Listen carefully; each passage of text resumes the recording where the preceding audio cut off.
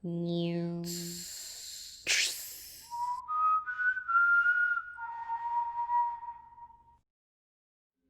everybody, my name is Black Chaos, and today we will be continuing with the Unknown 9 Chapters series with a new case. We got Weeping Woods.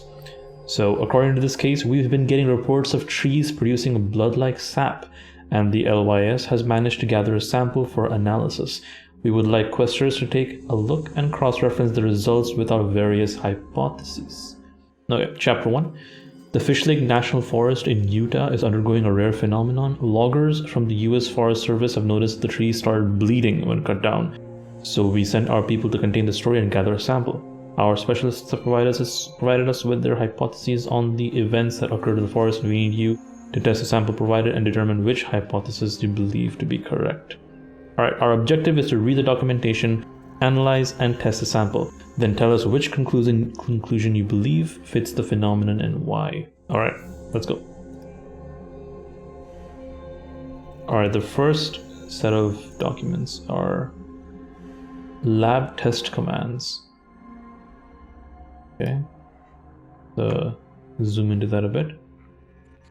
Hello Quester, while you may not have direct access to our lab tools, I've provided you with a short list of commands you can send me, and I will relay them to our lab technicians who are currently standing by with the sample L812CP. Okay.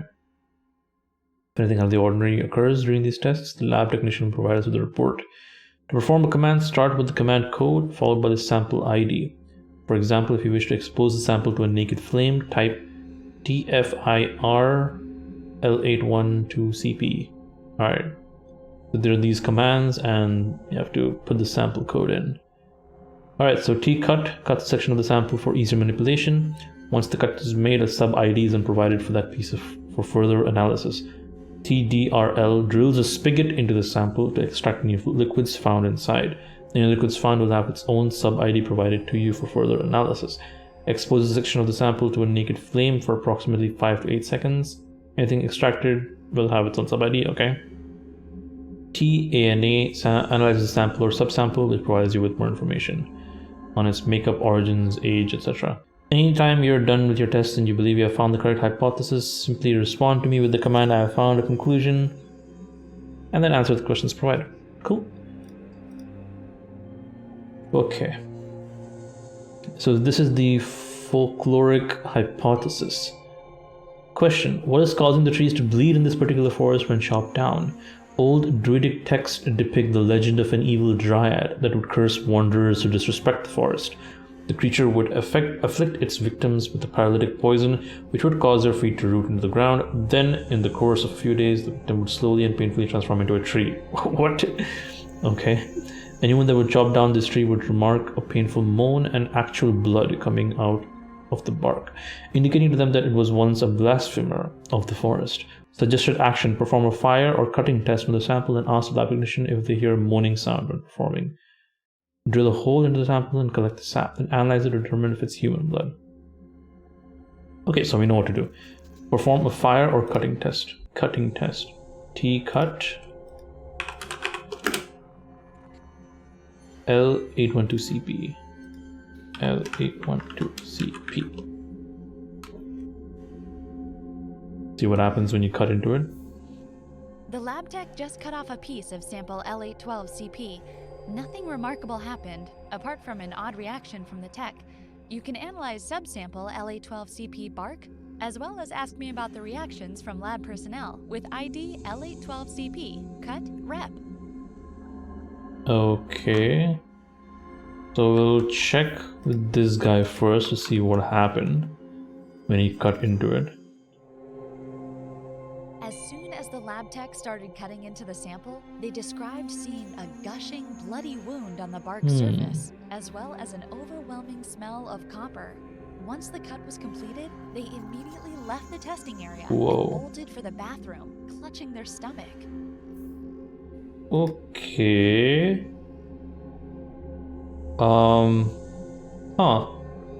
It's bleeding somehow. Right. What about a fire test? What would a fire test do? It's TFIR Okay. So that's the code TFIR to fire test and find out what happens. We've exposed a section of the sample to a naked flame for a couple of seconds. It's behaving like a normal piece of lumber. Nothing else to report. Okay, so nothing happens to it. It's just basically not making a sound, which is apparently related to the folkloric hypothesis. How about we drill a hole into it and see what happens?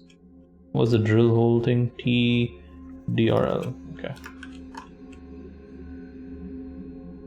TDRL.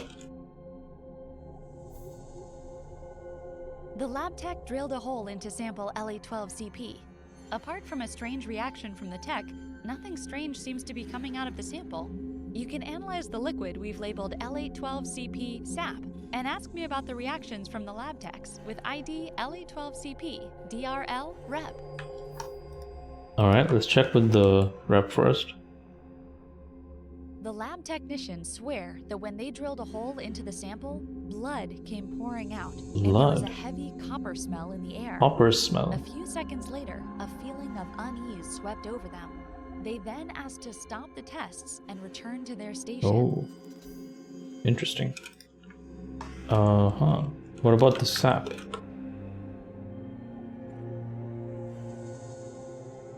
Wait, what happened to this? Sap. The liquid feels sticky and is odorless. We ran it through a barrage of tests, and it's just regular aspen sap. Lab tests okay, so it's not from the blood. Fish Lake National Forest. Was it a hoax? Have you checked the report from the lab techs? Okay, wait, what about the bark?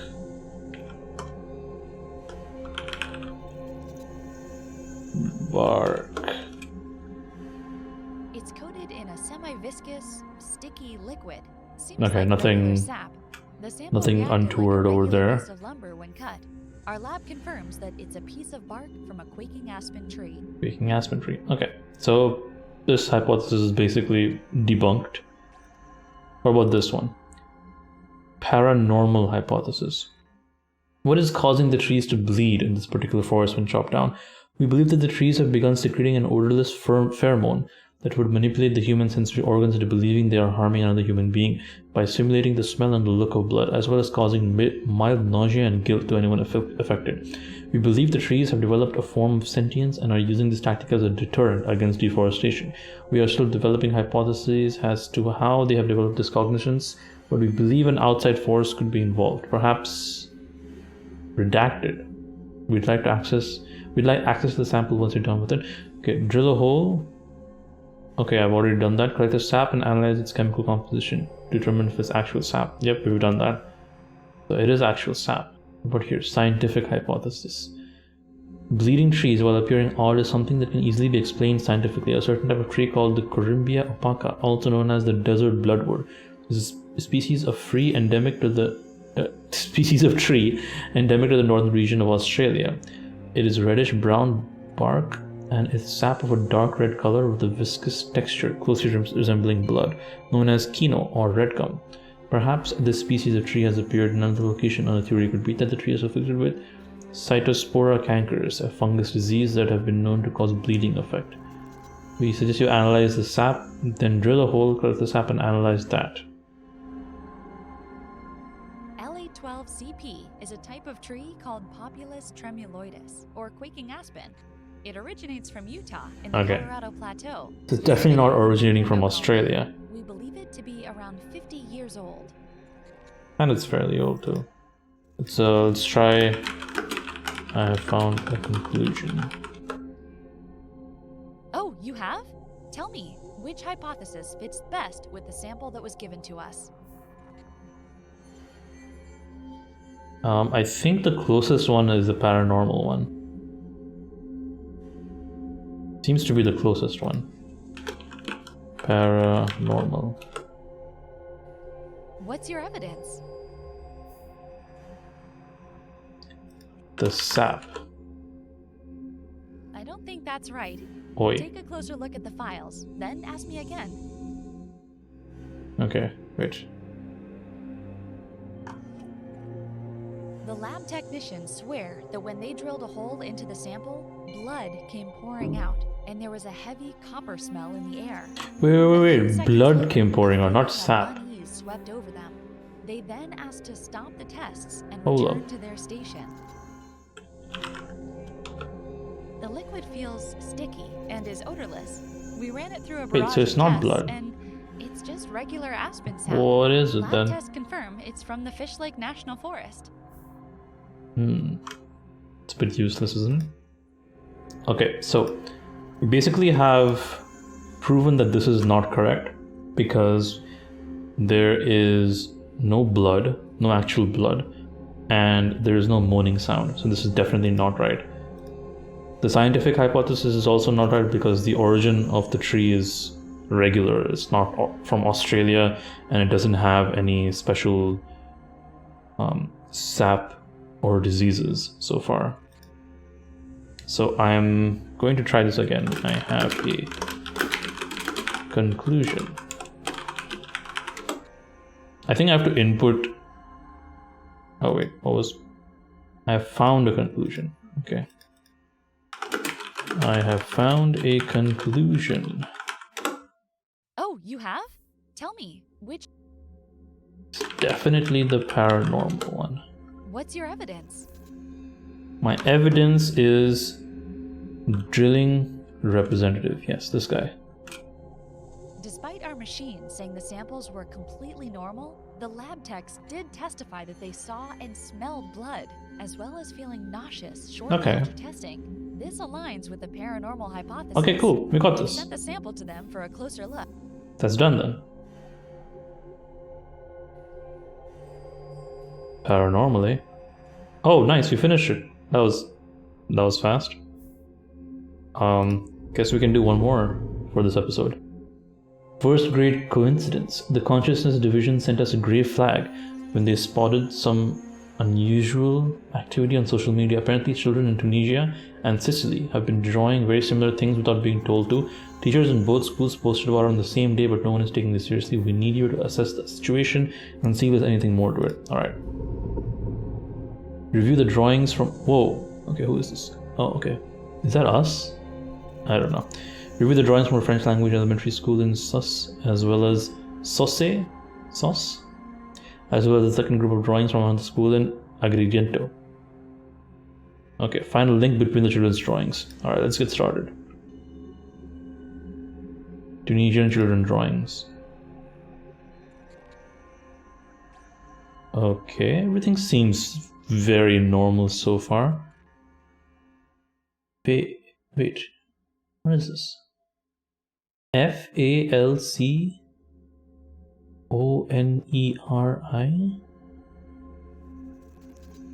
Wait, FALCONER. Papa, Mama, Moi. FALCONERI. It's an I over here. Falconeri. What? Okay, well, I mean, that is definitely something weird. Let's check the Sicilian children's drawings. Falconeri. Oh yeah, there we go. Somebody just cut this off. Okay, someone's writing Falconeri here as well. And there's bees in all of them. What about here? There's an elephant in all of these. Interesting. An elephant and bees. Falconeri. That is the link between them. Few children would write that on a drawing. It's a very strange word. Is it tied to something else? Is it tied to something else? Falconeri. Seems to be related to this, whatever this is. This is likely an elephant. Wait. Elephant. Elephants are a common motif on the drawings, but is it just me, or is their size a bit off? Yeah, what's up with that? Also bees. Why are there bees everywhere? A bee is not so unusual, but why did so many children draw them? Hmm. Is it a symbol for something else? Falconeri. Let's scramble it and check what's up with that. Floricane. I don't know what a floricane is.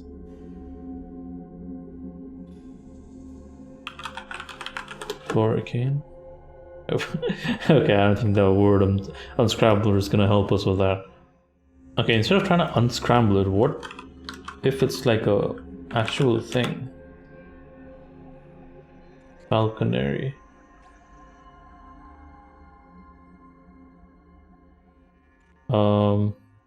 Wait a second. Let's go deeper into this.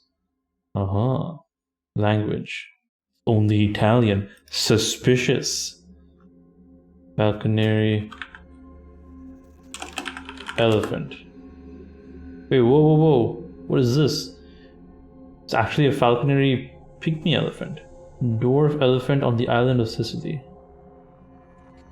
Alright, wait, let's check this.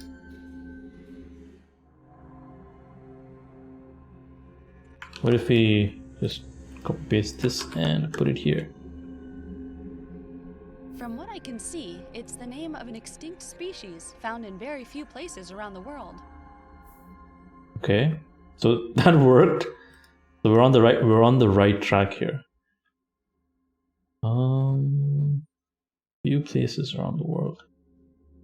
Where is it found?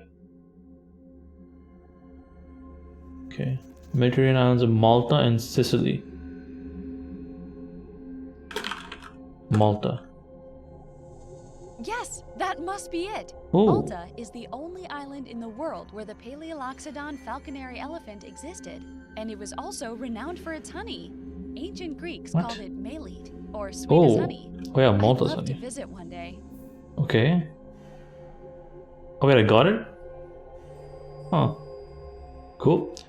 Good work. So it turns out all the drawings point to the island of Malta. This cannot be a coincidence. The consciousness division will be happy to know that they're on the right track. I am happy to know that I am on the right track. Oh, there's a chapter 2. Malta Island. Something in Malta is related to the children's drawings, but there were no reports of anything similar happening here. Our system only identified one news item of interest in Malta in the last few weeks. While there was a break-in at the Valletta National Museum of History and Science, none of the missing items appear to have great value or importance. It might be worth a look. Alright, we're going to review the list of stolen treasures and find a clue. Let's do this. Email, list of stolen treasures. Alright. We're overreacting again. Let the police do their job and concentrate on the expenditures report. Still need that for tonight. You can go to Vienna on your own time. Okay. Recorded all stolen objects from the 19th century science exhibition. The material of the whole thing, something short of a catastrophe. Can you believe they took away the very first edition of Maxwell's theory, as well as the lovely notebook we acquired last week from the Camillaries family? Camillaries. Whatever. It's very difficult to stay focused in the wake of such a tragedy, but I shall do my best. Okay, an early coherer designed by Sir Oliver J. Lodge. Coherer. The first edition of a dynamical theory of the electromagnetic field by James Clerk Maxwell. Local inventor Marcelino Camilleri's journal. I believe the Museum of Electrical Science in Vienna holds a copy of Maxwell's book. It is only a second edition, but I'd be very happy to take an official trip to Vienna and inquire about the possibility of a long-term loan. As you know, I'm nearly fluent in German. 1 or 2 weeks should suffice, and it would so help me to put this episode behind me for the good of the museum. I've also heard that the Palace Hansen Kempinski is both a fine hotel and a heritage site worthy of historical study. Okay. Attaching a travel itinerary. Cool. Okay, that mostly seems useless, but this is pretty important. Gotta find a clue. Okay. What is a coherer? Coherer was a primitive form of radio signal detector. Okay. Radio signal detector. Okay. It's made by Branley. Let's see if that's a clue. No, it is not. Okay. Sir Oliver J. Lodge. Let's see who this guy is. British physicist and writer involved in development and holder of key patents for radio. He identified electromagnetic radiation independent of Hertz's proof. Okay. And okay, yeah, he's the one who demonstrated the coherer. Electromagnetic field. Is this guy an actual person or someone made up? Possibly made up, I am not sure. No. Okay, no, it's probably real. Yeah, it seems to be real. Let's check out radio. You're right. The invention of Oh. radio, or wireless transmission, Okay. seems to be the link here. It doesn't tell us why children drew the same thing on both sides of the Mediterranean Sea, though. You should reevaluate the list of stolen objects and see if anything is out of place. Something out of place in the stolen objects?